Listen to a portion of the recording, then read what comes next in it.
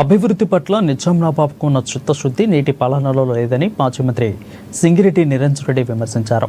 Wanaparthy BRS జిల్లా party కార్యాలయంలో మాజీ మంత్రి సింగిరెడ్డి నిరంజన్ రెడ్డి జాతీయ పతాకాన్ని ఎగురవేసి జాతీయ సమైక్య దినోత్సవాన్ని ఘనంగా నిర్వహించారు.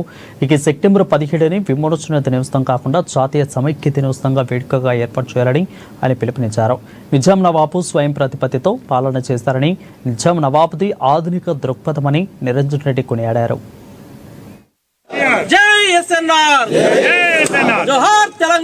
హైదరాబాద్ సంస్కారాన్ని భారత యూనియన్లో కలిపేసి అప్పటిదాకా హైదరాబాద్ సంస్కారానికి వెళ్ళినటువంటి ప్రత్యేక జెండా కానీ, ప్రత్యేక కరెన్సీ కానీ, ప్రత్యేక హోదా కానీ ఇవన్నీ తొలగించేసి మూవన్నెల జెండానే ఇక్కడ కూడా అప్పటికేపులో చెప్పి భారత అఖండతలో ఇది కూడా భాగం అని చెప్పి ఇక్కడ ప్రజలు కోరుకున్నారు, దేశం కోరుకున్నది, అది అనుకోవడానికి జరిగింది. అతనికి సంతోషం.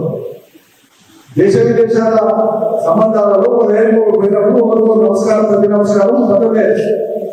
ఈయన నమస్కారం పెడితే ఆయన కూడా మీ నమస్కారం పెడతారు. ఈ ఫోటో తీసి ఆ ఫోటో తీసిన ప్రచారం చేస్తే ఒకరే వెంటనే కనిపిస్తుంది. జిల్లా అంతే కదా.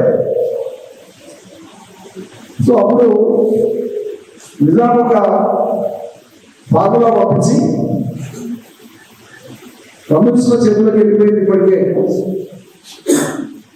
దాదాపు